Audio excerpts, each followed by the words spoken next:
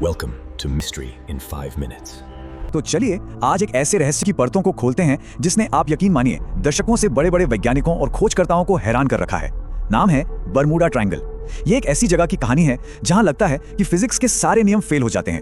तो चलिए मेरे साथ उतरते हैं इस गहरे और अनसुलझे रहस्य में। हर बड़ी रहस्यमयी कहानी की एक शुरुआत होती है ना? और हमारी कहानी भी एक ऐसी आवाज से शुरू होती है जो अचानक, बिल्कुल अचानक खामोश हो गई। सोचिए, एक ऐसा पल जब सब कुछ एकदम ठीक था और अगले ही पल सब कुछ एक बहुत बड़ा सवाल बन गया। जरा सोच कर देखिए, एक प्लेन है जो अटलांटिक महासागर के ऊपर से गुजर रहा है। नीचे मीलों तक फैला हुआ एकदम शांत समंदर और ऊपर तारों से जगमगाता आसमान। मतलब माहौल में किसी भी खतरे का दूर दूर तक कोई नामो निशान नहीं। सब कुछ बिल्कुल वैसा ही जैसा होना चाहिए। और सिर्फ मौसम ही नहीं, तकनीक के तौर पर भी सब कुछ परफेक्ट था। रडार पर सब साफ, प्लेन के सारे सिस्टम्स ऑल ग्रीन। पायलट की तरफ से भी किसी भी तरह की गड़बड़ी का कोई सिग्नल नहीं था। और फिर पायलट का आखिरी संदेश आता है। सिर्फ 3 शब्द जो उस खामोशी को बयां कर रहे थे जो किसी भयानक तूफान से ठीक पहले आती है। सब कुछ नॉर्मल है। लेकिन ये जो शांति थी, ये जो नॉर्मल सिचुएशन थी, ये बस कुछ ही पलों की मेहमान थी। एक आम सी उड़ान और एक कभी ना सुलझने वाले रहस्य के बीच सिर्फ एक पल का फासला था। और फिर रेडियो हमेशा के लिए खामोश हो गया। कोई मदद की पुकार नहीं, कोई वार्निंग नहीं, कोई आखिरी मैसेज नहीं, बस एक गहरा, कभी ना खत्म होने वाला सन्नाटा। और दोस्तों, यहीं से बरमूडा ट्रायंगल के सबसे बड़े रहस्य की असल शुरुआत होती है। तो अब उस एक घटना से आगे बढ़ते हैं और उस जगह की बात करते हैं जो ऐसी न जाने कितनी ही कहानियों का सेंटर है। अटलांटिक महासागर का वो मिस्टीरियस कोना जिसे हम और आप बरमूडा ट्रायंगल के नाम से जानते हैं। यह अटलांटिक महासागर का वो त्रिकोण है जिसके 3 कोने बरमूडा, फ्लोरिडा और प्यूर्टो रिको को छूते हैं। कहते हैं ये एक ऐसी जगह है जहां होराइजन पर आसमान और समंदर के बीच का फर्क ही मिट जाता है। और इसकी असली पहचान वो उन अनगिनत जहाजों और विमानों से है जो यहां दाखिल तो हुए पर कभी बाहर नहीं निकले। और देखिए, ये कोई 1 या 2 हादसों की बात नहीं है। नहीं, ये पूरा पैटर्न है जो पिछली 1 सदी से भी ज्यादा समय से बार बार दोहराया जा रहा है और हर बार अपने पीछे सिर्फ और गहरे सवाल छोड़ जाता है। 19वीं सदी से लेकर आज तक सैकड़ों जहाज इस इलाके में एकदम रहस्यमय तरीके से गायब हो गए। और हम कोई छोटी मोटी नावों की बात नहीं कर रहे हैं, हम बात कर रहे हैं बड़े बड़े कार्गो शिप्स की, लड़ाई वाले जहाजों की, और तो और मजे से सैर सपाटे पर निकली यॉट्स की भी। और ये जो सिलसिला है ना, ये सिर्फ समंदर तक ही नहीं रुका।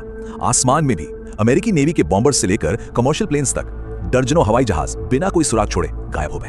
और इन सभी हादसों में सबसे ज्यादा परेशान करने वाली बात क्या है पता है? कि पीछे कुछ भी नहीं मिलता, कोई मलबा नहीं, किसी की बॉडी नहीं, और यहां तक कि वो ब्लैक बॉक्स भी नहीं जो ये बता सके कि आखिरी पलों में आखिर हुआ क्या था। अच्छा, जो लोग हमेशा के लिए खो गए उनकी कहानी तो एक सवाल बन के रह गई, लेकिन कुछ खुशकिस्मत लोग भी थे जो यहाँ से बचकर निकल पाए। और उनकी बातें इस रहस्य को सुलझाने की जगह और भी ज्यादा उलझा देती हैं। देखिए, साइंटिस्ट्स की भाषा में इसे मैग्नेटिक एनोमली कहते हैं। अब आसान शब्दों में समझें तो ये धरती के मैग्नेटिक फील्ड में एक ऐसी गड़बड़ी है जो दिशा बताने वाले यानी कि कंपास जैसे उपकरणों को बेकार कर देती है। मतलब यहाँ आकर कंपास की सुई नॉर्थ दिखाने के बजाय गोल गोल घूमने लगती है। और ये शब्द कंपास काम नहीं कर रहा, हम दिशा खो रहे हैं। ये वो आखिरी शब्द थे जो कई पायलट्स और शिप कैप्टन्स ने अपने आखिरी संदेशों में कहे थे। सोचिए जरा उस लाचारी के बारे में जब बीच समंदर में आपका एकमात्र सहारा, आपका कंपास ही आपको धोखा दे जाए। एक पायलट जो इस इलाके से बचकर निकला, उसने बताया ऐसा लगा हम किसी और ही दुनिया में घुस रहे हैं। उसने बताया कि वहां आसमान का रंग बदल गया था, समंदर अजीब तरह से शांत हो गया था और ऐसा लग रहा था जैसे जैसे समय की रफ्तार ही धीमी पड़ गई हो।